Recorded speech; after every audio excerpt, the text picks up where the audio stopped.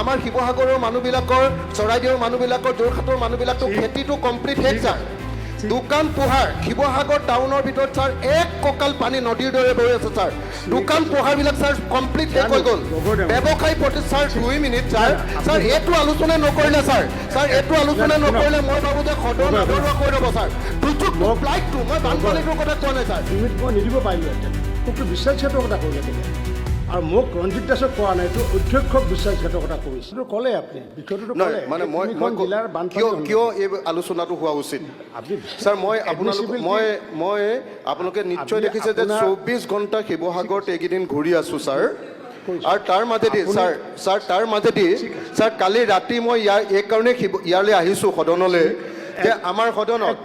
এই সদনলৈ যোৱা ৰাতি মই এই কাৰণে আহিছোঁ গোটেই ৰাতি আহি আছোঁ সদনত এই কথাটো ক'বলৈ যে যেনেকৈ বলবলাত 2004 চনত এনেকুৱা ঘটনা ঘটিছিলে তাৰ পাছত উজনি অসমত এনেকুৱা এটা ঘটনা ঘটিছে গতিকে এই ঘটনাটোক আমাৰ সদনে ৰাষ্ট্ৰীয় দুৰ্যোগ ৰূপে ঘোষণা কৰিবৰ কাৰণে কেন্দ্ৰীয় চৰকাৰৰ ওচৰত এটা প্ৰস্তাৱ উত্থাপন কৰিব লাগে যাতে আমি সকলো মানুহে উজনি অসমৰ এই 3খন জিলাৰ যি সাংঘাতিক দুৰ্যোগ ছাৰ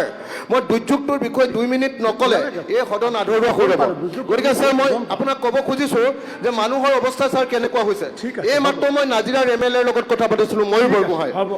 বৰগোহাঁই ক'লে যে এই মাত্ৰ আজি এতিয়া 10টা ডেড বডি ওলাইছে ছাৰ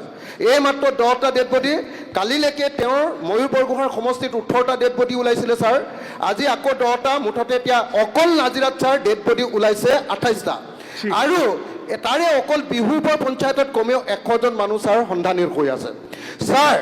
এনেকুৱা এটা দুৰ্যোগ আমি কেতিয়াও অসমত বলবলাৰ পাছত কেতিয়াও দেখা নাছিলোঁ ছাৰ ইমান ডাঙৰ দুৰ্যোগ যে এই দুৰ্যোগৰ কাৰণে ছাৰ এতিয়া আমাৰ কি হৈছে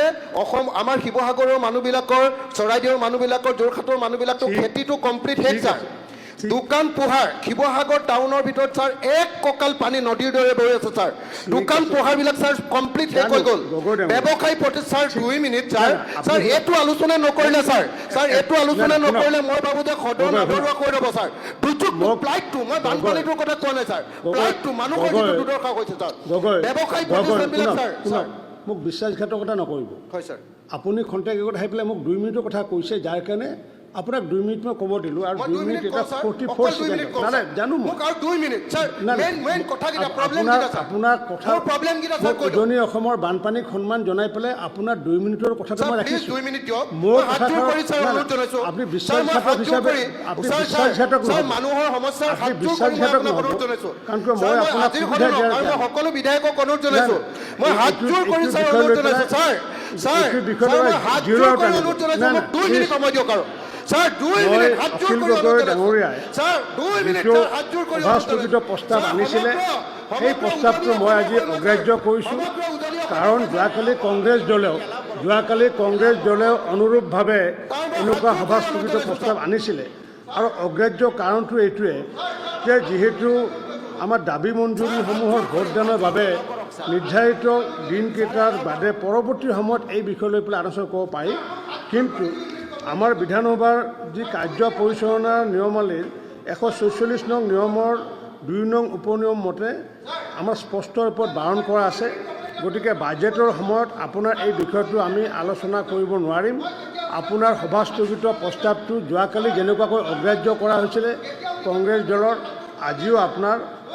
অগ্ৰাহ্য কৰা হ'ল কিন্তু আপোনাক মই সন্মান জনাই 3খন জিলাক সন্মান জনাই আপোনাক মই 2 মিনিট 44 ছেকেণ্ড ক'ব দিছোঁ যিটো নেকি মই যোৱাকালি ক'ব দিয়া নাছিলোঁ গতিকে এতিয়া আমি পৰৱৰ্তী বিষয়টো আহিছোঁ কাৰ্যসূচী নম্বৰ 2 আপুনি অকল বিধায়ক নহয় ইয়াতে বিৰোধী বহু আছে এতিয়া কৰ্তন প্ৰস্তাৱৰ ওপৰত অধিক আলোচনা কৰাৰ কাৰণে মই আহ্বান জনাইছোঁ আৰু এই কৰ্তন প্ৰস্তাৱৰ প্ৰথমে বক্তব্য ৰাখিব নুৰুল হুদাই বক্তব্য ৰাখিব কৰ্তন প্ৰস্তাৱৰ ওপৰত নুৰুল হুদাই বক্তব্য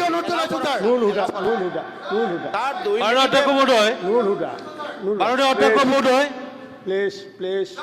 মই হাত জোৰ কৰি অনুৰোধ জনাইছোঁ সপক্ষে জীৱনত ক'ব দিয়াৰ বাবে মই আপোনাক ধন্যবাদ জনাইছোঁ প্লিজ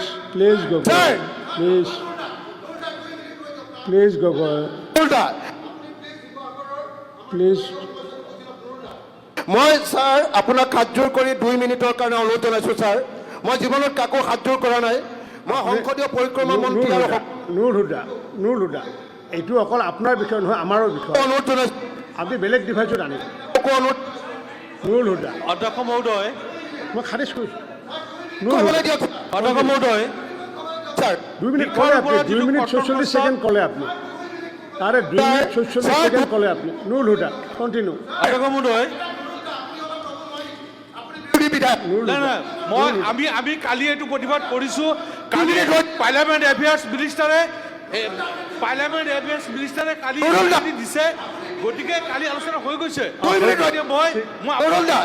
মাননীয় অধ্যক্ষ মহোদয়ৰ কথাটো শুনিম হুদা আৰম্ভ অধ্যক্ষ মাননীয় অধ্যক্ষ মহোদয় কাৰণে খেদি দিয়ক নহ'লে মই গোটেই জীৱন মাননীয় অধ্যক্ষ মহোদয় শিক্ষা বিভাগৰ কঠোৰ প্ৰস্তাৱত মোক ক'ব দিয়াৰ বাবে মই আপোনাক ধন্যবাদ জনাইছোঁ আপুনি এটা মীমাংসা দিয়ক ছাৰ আপুনি এটা মীমাংসা দিয়ক ছাৰ এনেকৈ সদন নচলে ছাৰ গগৈ আপুনি গগৈ আপুনি বিশ্বাসঘাতক কিয় কৰে আপুনি সদন নচলে ছাৰ আপুনি আপুনি যে বিশ্বাসঘাতক কাৰণ আপুনি 2 মিনিটৰ কথা কৈ পেলাই তেওঁক এক্সপেল কৰি দিয়া হ'ল আজি দিনটোৰ কাৰণে এক্সপেল কৰা সদনৰ যি কাম কাজৰ কাৰণে তেওঁ দিনটোৰ কাৰণে এটা এক্সপেল কৰা আপুনি এজন বিশ্বাসঘাতক এজন 2 মিনিটৰ সময় লৈ পেলাই আপুনি 2 মিনিট 46 ছেকেণ্ড কোৱাৰ পিছত আপোনাৰ দৰে বিশ্বাসঘাতক মানুহ মই আজিলৈ দেখা নাই স্পীকাৰক বিশ্বাসঘাতকতা কৰিছে আপুনি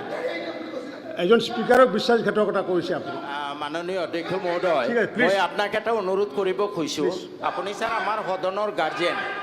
এজন সন্মানীয় সদস্যক বিশ্বাসঘাতক বুলি আপুনি কৈছে নহয় ছাৰ এইটো ছাৰ উইথড্ৰ কৰক ছাৰ নাই কাইণ্ডলি ছাৰ উইথড্ৰ Yes, কৰক নহয় শুনক আপোনালোকৰ মই এইকাৰণে বিশ্বাসঘাত কৈছোঁ, কৰিছে নাই, কাৰণে কৈছে বিশ্বাসঘাত। নাই বহক মই এইকাৰণে কৈছোঁ যোৱাকালি আপোনালোকে এইটো বিষয় আনিছিলে আমি সুন্দৰকৈ মই কথাখিনি কৈছোঁ আপোনালোকে একচেপ্ট কৰিছে কিন্তু তেওঁ শিৱসাগৰৰ বিধায়ক কাৰণে যোৱাকালি তেখেতে সন্ধিয়া মোক নটিছখন দিয়াৰ পিছত মোৰ বিভাগক জনাইছে আজি তেখেতে মোক ইয়াতে কৈছে যে আপুনি অন্ততঃ 2 মিনিট দিয়ক যিহেতু শিৱসাগৰ বিধায়ক যাৰ কাৰণে মই 2 মিনিট দিলোঁ 2 মিনিট 46 ছেকেণ্ড তেখেতে কোৱাৰ পিছত 3খন জিলা কোৱাৰ পিছতো তেওঁৰ যিটো আচৰণ তেওঁ দেখুওৱাৰ যিটো উদ্দেশ্য আহিছিলে আজি যদি মই সেই 2 মিনিট মই নিদিব পাৰিলোহেঁতেন মোকতো বিশ্বাসঘাতকতা কৰিলে তেখেতে আৰু মোক ৰঞ্জিত দাসক কোৱা নাই এইটো অধ্যক্ষক বিশ্বাসঘাতকতা কৰিছে নুৰ হুদা প্লিজ ছাৰ আপুনি Please. You are great sir you are in the chair of speaker